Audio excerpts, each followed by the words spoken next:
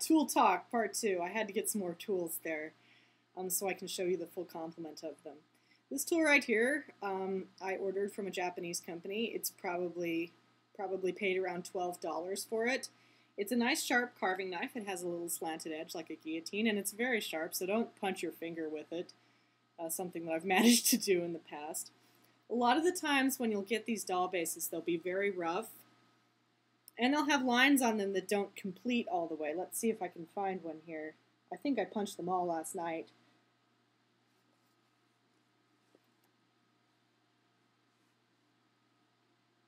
Well, I can't find any. But, for example, this line right here won't go all the way down, so it goes right there, but it won't go. Sometimes you'll get a doll where it won't go all the way down, and you're going to want to use this knife to punch that area so that it does go all the way down, and so you have complete lines in all your spaces, because if you start to put the fabric on when there aren't complete lines, then you're not going to get straight lines with your fabric, and you'll have a chance of damaging the figure itself. Secondly, we have this knife right here, which I just bought from a wood store in a normal carving knife kit. I think it might have cost me 20 bucks for like 5 of them. This is the only one I use for Kimekomi. It has a little curved edge. It's kind of circular, if you can see that. I use it for punching holes for the neck and hands. So right before I'm about to use the file to file down the neck, I'll punch the head hole in with this right here, and I'll make it bigger with the file. And we can also use that for the hands, just kind of punch it and spin it around. Don't do that yet, though. A lot of the times when you get the bases, they're going to be in very rough condition, and they're not going to be smooth to the touch at all.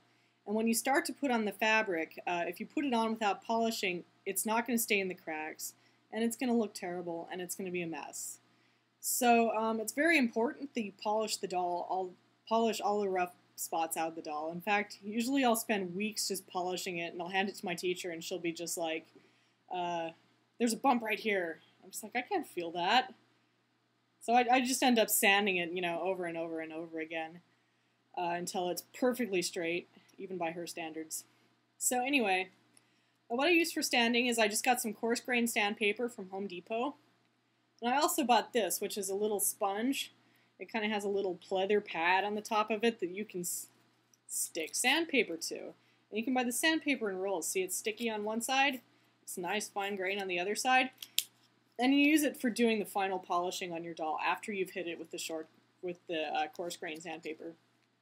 And when you're done with it, what you can do, when this is kind of worn down a little bit and it's no longer, sanding very well as a pad, you can rip off a piece of it, fold it down on itself, and use it to get the small little areas on your doll that you can't reach with the little pad.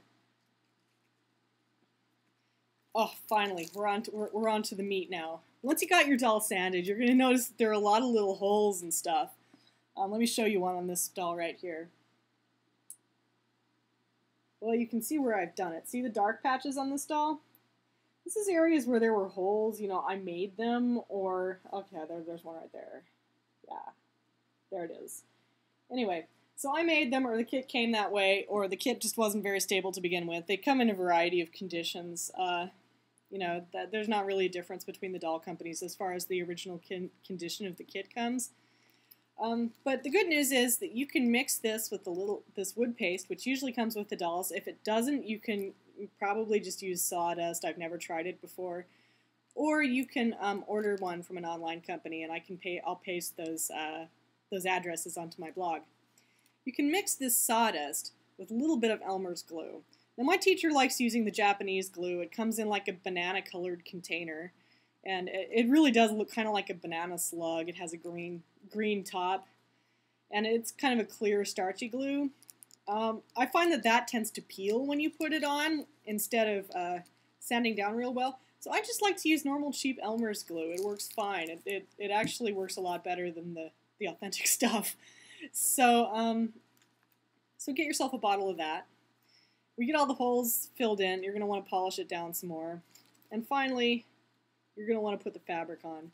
Now this right here is the start of the glue show. This is a starch glue. It's probably just dried rice gluten. you mix it with water in a small container. Let's see if I can find my small container. If not, I'm sure you can imagine it. Oh yes, this is my small container. See, it's got goop in the bottom of it. Anyway, so I'd put a little bit of this in here, and I'd put a little water in there. My teacher uses an eyedropper to do it. And then you mix it together, and you're going to want to mix it to a different consistency based on the fabric you have, and I'll cover that a little bit later. And finally, as far as glues go, you've got this one, which is the heavy-duty glue. This is the I screwed up, forgot to fill in an area, or gee, this corner is hard, or gee, my fabric's fraying and I don't have enough space. This is the emergency glue. This is the glue you use to tack stuff down so it doesn't move. And you should be using this very, very sparingly.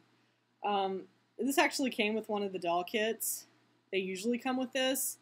I imagine you could probably just use Elmer's. That would probably be the best bet. That's kind of what it smells like. Not that I go around huffing glue or anything. Anyway, finally, down to the putting the fabric in weapons. When you're using Kimekomi tools, you're always going to want to keep a wet washcloth handy. And you can keep a little bottle of water to keep wetting it down, because it's really hard to get the glue and the sawdust off of it when you're done pushing, and it gets dry and it's really hard to get it off. I've even tried alcohol as a solvent and it doesn't even get it off. So these are your two Kimekomi weapons. This one right here is a normal awl. You can probably get it at a wood store. It has a nice sharp pokey end. I called it for the longest time the pokey thing because I don't know how to say awl in Japanese. This right here is a special Kimekomi knife. You can get them online. Again, I'll post the links up on my blog later.